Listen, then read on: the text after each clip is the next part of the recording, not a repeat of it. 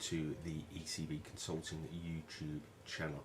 And my guest today is someone who I have had the pleasure of working with. Martin Flach has had a huge career in the heavy haulage industry, in the HGV industry. Like myself, he started at Ford and has gone through Ford, through Iveco, Ford, and then finally at Iveco, where our paths crossed later on.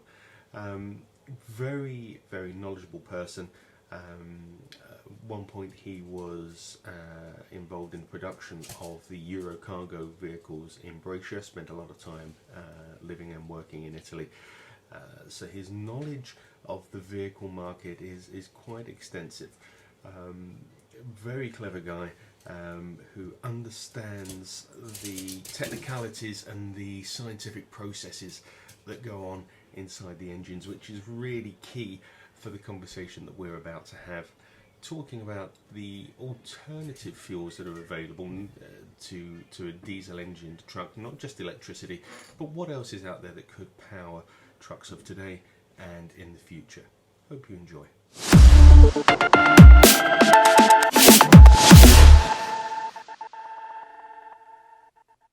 Martin, thank you very much for joining me. And in the intro, sort of mentioned a bit about your history, and your time spent in heavy commercials has been quite extensive, and you've seen a lot of changes over the years.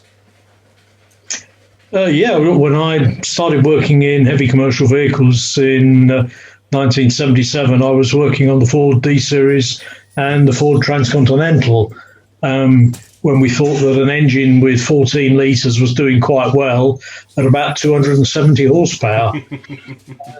And one of the things that you've been involved with most recently has been around CNG gas and LNG gas, compressed natural gas, and for those that don't know. One of the things that's been really interesting in the last few years is that the public, the politicians and the press particularly have all been very, very keen and convinced that the route to lower emissions is to go electric. And whilst I would agree with them for vehicles for an urban environment and for passenger car, when you get onto heavy commercial vehicles, it's not as clear cut. Battery electric vehicles for long distance really aren't the answer. And what we've seen is that certainly in the foreseeable future, natural gas, particularly if you're using biomethane, gives you an extremely good vehicle in terms of CO2. It gives you a good vehicle with lower NOx and lower particulates. Compared that to a Euro 6 diesel, Euro 6 diesel is good. The emissions in Euro 6 are substantially better than they were in even Euro 5. The ability of the legislation in Euro 6 to actually get you the level of emissions that you want in the urban environment as well is good. One of the criticisms of Euro 5 was that the regulation and the test procedure was such that in the urban environment you tended to find the levels of NOx were higher than the legislation would have suggested they ought to be. They met the legislation, but the legislation didn't really take into account the challenges of the urban environment. And I guess as well, Martin, things like DPF regeneration, those type of issues where drivers are having to stop off at the side of the road to regenerate the exhaust gases. That's something that isn't included when people are looking at emissions. Well, certainly when you look at the challenges for vehicles in urban environment, vehicles particularly when they're running with exhaust gas recirculation, will have a level of soot build-up in the DPF, which will be much higher than those vehicles which are working on selective catalytic reduction only. What you find is when you get a build-up of particulates, it's like a tea strainer. Once the tea strainer's full, the tea doesn't go through it, and you have the same on the exhaust system. The DPF is a big tea strainer. And so what you then have to do is burn off that soot. Now, the soot is largely just carbon. So you get it hot enough and it will burn. And when it burns, you'll get carbon dioxide out the back. But to get it to burn, you have to use a lot of fuel. Now, when you start looking at the actual carbon emissions from the fuel you've already burnt and from the fuel which you're burning to burn the carbon, it's quite high levels of carbon dioxide coming out of that vehicle, and the fuel consumption is not great. No. One of the beauties with the natural gas vehicles is that you don't have that level of problem, because the combustion of a natural gas engine is much better, and you don't get a lot of particulates. So you don't get build-up of particulates in a particulate filter. In fact, both the Iveco and the Scania products don't even have a particulate filter. It's only the Volvo who has a particulate filter. And is cost a barrier? Is there an increase in cost in purchasing the vehicles, or in having the infrastructure around for CNG? Well, what you would expect to find is that the vehicles do cost more, and that's really for two reasons. One is the volumes are still fairly low, and therefore the price per unit is higher than it would be if the volumes were equal to diesel vehicles. But the other issue will be that the cost of fuel tanks, whether it's on compressed natural gas where you're running with high pressure steel cylinders, or on liquid natural gas where you're running with a cryogenic tank, they're both expensive technologies, and far more expensive than you can go and buy a custom built fuel tank, diesel fuel tank for a heavy truck. And the likes of the people who make custom built tanks, they'll charge you £1,000, maybe a little bit more, but that sort of order of magnitude for a custom built tank. You don't get even a fraction of an LNG cryogenic tank for that money. Yeah. So that part of the fuel tanks will always cost more, because the technology is such that it will always cost more. But is there? So where do you see the return from as a fleet manager?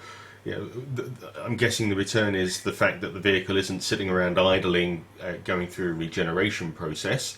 But also they're getting the CSR factor.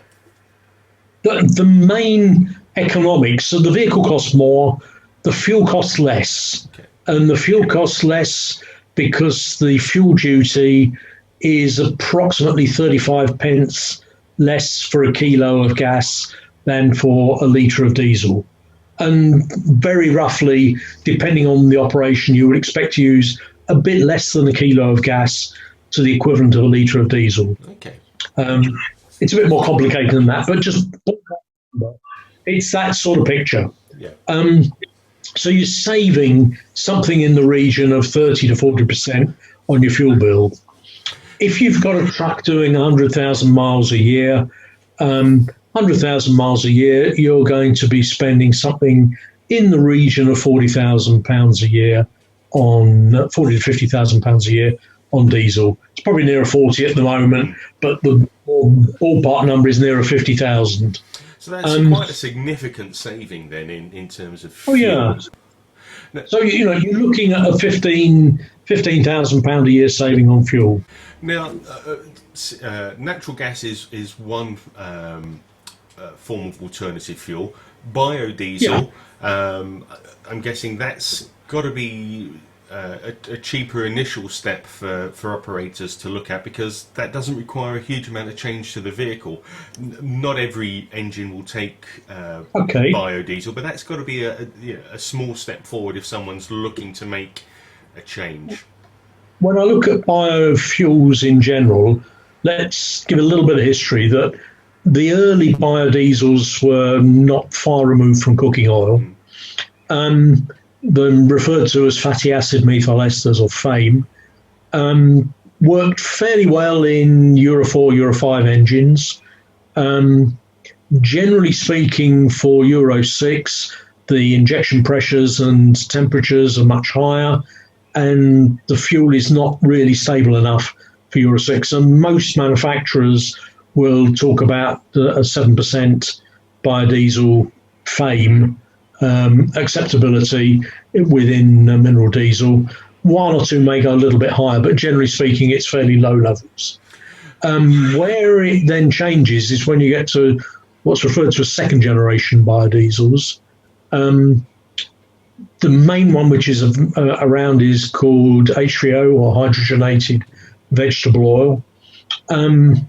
That's what is referred to as a drop-in diesel. So the chemical chain of the fuel is very similar to the chemical chain of mineral diesel, and you can just mix and match it on the vehicle. You don't have to change anything on the vehicle. You can run at 100% with no changes to the maintenance schedule, no changes to componentry on the vehicle. And I think pretty much every manufacturer has approved that at 100%, if not on the entire vehicle range, on most of the vehicle range. And most of them have actually certified the engines through homologation to run on that fuel. And it's worth making a comment about the Tesla Semi, that Elon Musk is a great marketeer and makes some amazing claims about his product. The one thing he didn't tell you about the product is what it weighs. Now, commercial vehicles are all about carrying weight.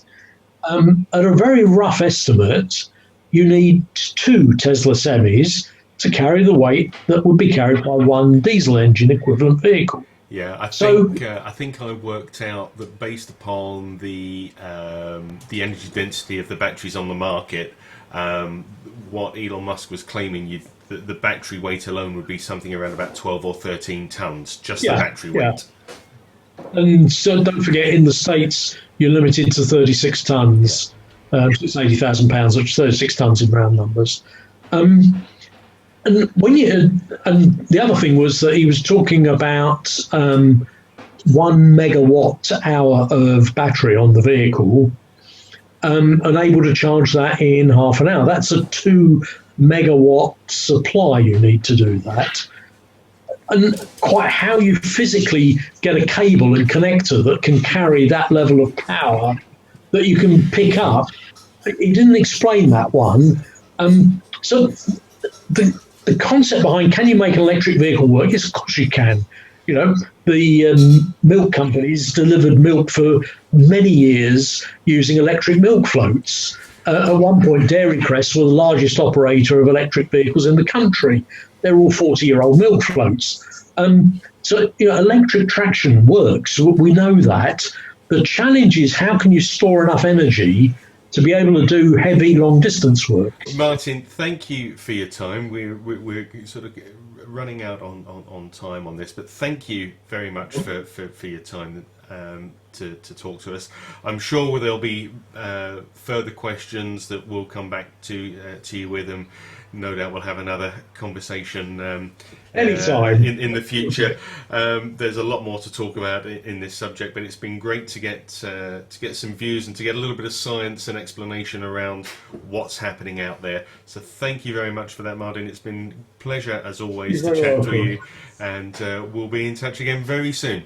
Stay safe. Good to speak, Lloyd. Yeah, speak soon. Cheers.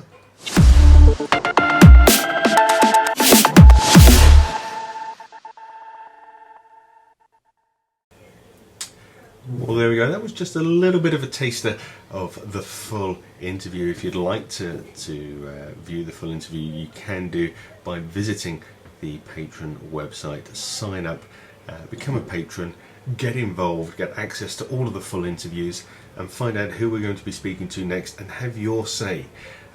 Get your questions out there ready for my next interviews. But I hope you've enjoyed that little bit of a chat with Martin.